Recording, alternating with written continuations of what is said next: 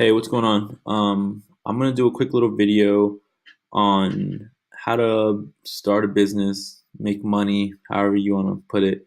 Um, Making apps, mobile games, stuff you would submit into the App Store, like I do the iOS App Store, the iPhone App Store.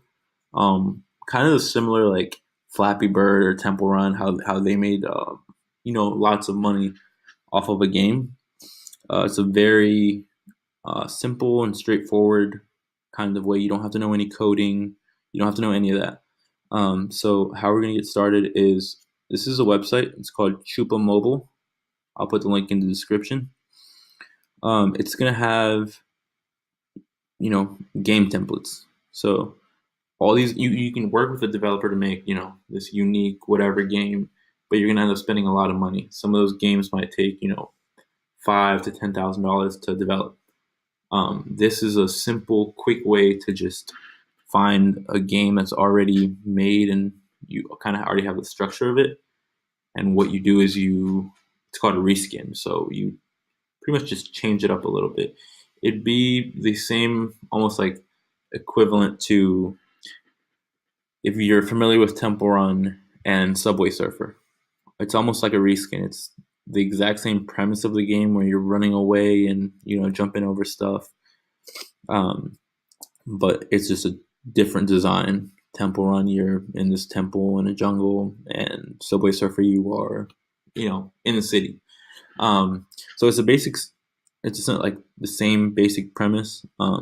So I'm going to show you what I do to find games on Chupamobile. So I always start off with game templates, and we're going to go to, if you can see my screen, iOS right here to the left.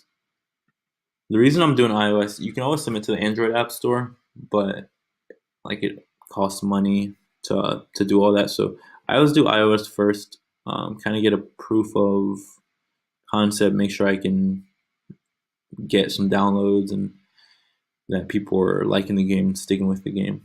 So I always do iOS first. It pays about 7 to 10 times more in ad revenue than Android. So it's almost sometimes not even worth it to do the Android. So I will just start off with iOS. As far as the framework for the game, the price, here's what I do. Some of these will get kind of pricey, and it's going to take some money to start up a business like this, as with any business. Usually what I'll show you when I'll go through, we'll buy a game and kind of get started. The framework of the game, I always use Unity. It ends up being the easiest, simplest build, and you're at least like I've never got rejected buying any of these Unity game templates from the App Store, and with some of these other ones, they've ran into trouble with some of the builds sometimes. So I just always use Unity, and I would recommend you do the same. Most of them are Unity anyways. And the price you want to pay is 100% based on what you can do. I want this to be clear. This is a business. This is just like Shopify or FBA. It's definitely you're going to run a little bit of a risk, but with that risk, you can get a high reward. So just to show you real quick, I'm gonna cut right here, and I'm gonna show you. This is the revenue. This is a 30 days, 515 to 615. This is a revenue for a month. This is $11,000, and after that, it kind of just becomes more of a passive income where you can make, maybe 2 to 3,000 a month and just profit alone. This is definitely not my most profitable game. It's kind of middle of the road-ish. But I just want to show you what's possible, because a lot of people don't know that this is a way to make money. This is a business people can do. A lot of people know about Shopify or FBA, but a lot of people don't know about this. And it's not anything you need to know coding for, anything you need to do, anything besides just maybe like a little bit of marketing, have just like a bit of a business mind, which is the exact same thing you would need if you were starting a Shopify, FBA. Like, you just need to know business and understand advertising online. So I'll go through that later in this video. But we're gonna go back to these game templates, and what I'm gonna show you is I really wouldn't do quiz and trivia, slots and casino and cards. Honestly, and when I show you how to do the marketing, it's going to make more sense. But I usually do simpler games. Some of those games, they don't really catch much with getting like with retention, and the way you make money off this is with retention, people coming back, and people using your games and liking your game. So I usually stick to a quick little simple game, and I slots, casino, and cards. I would never quiz and trivia again. I would never. Um, Not that you can't make money off those. It's just simpler and easier as a beginner to start with a simple game like I don't know, Trump Climb, Crazy Summer, Fruit Slicing. This is just like Fruit Ninja is just a reskin. Be careful because if it's too similar to a very very big game, people may not play it because they'll recognize it. So sometimes it's easier to get a simple game that maybe seems a little kind of fun for you to play, but hasn't been the biggest game in the world. Where Fruit Ninja, that thing's in Dave and Buster's, and like everybody's probably already played it.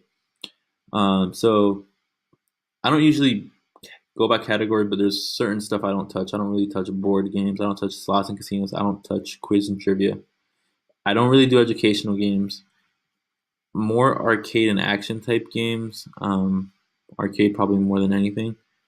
I'll just go through and we'll pick something just to give you guys an idea.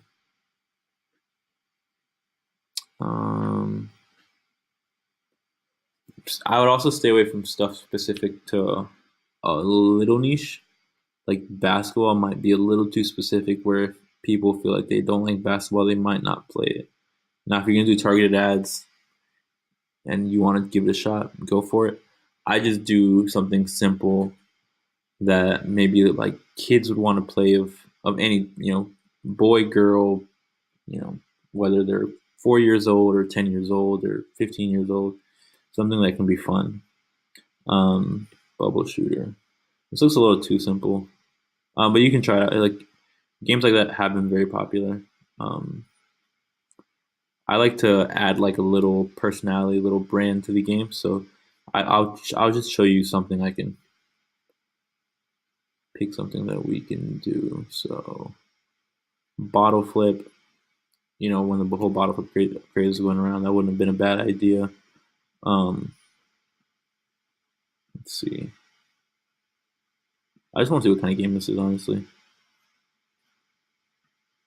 And it'll show you screenshots. All right, that game doesn't even really look fun. Let's keep going. Oh, lava right here. Okay, so looks like Doodle Jump or Doodle Jumper, whatever that game was called. This wouldn't be a bad one.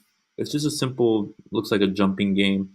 So what you do is you need a single license to just put it in the App Store, and if you want to, you can do a reskin and launch service. So that means they'll change the game for you. They'll maybe create your own character. So you're not buying. You're buying this game, but you're buying the outline to the game. So just remember that it's the same basic game, but when you buy a reskin service, and yeah, it's $949. That's realistically, if you're buying anything on this website, what you're gonna spend for the reskin and the launch service. I'll show you in a little bit how to cut that cost. But for a game like this, I just want to give you an example. I would maybe buy something like this. I would turn it around and say, okay, I'm gonna make it a Jumpy Rabbit, and the character is gonna be a rabbit as opposed to I don't know what that is, but the little red guy. I'm gonna change the name of the game to Jumpy Rabbit as opposed to Lava, and I will make water coming up or something. I put a little more thought behind it. Not too much thought, but just make it make sense, make it aesthetically pleasing. You can change everything from the app icon, the name, with the reskin service. So it'll have the basic same like look of the or play of the game and interface, but it'll be a different game, and people might not recognize it. People that play Lava will kind of know it's the same.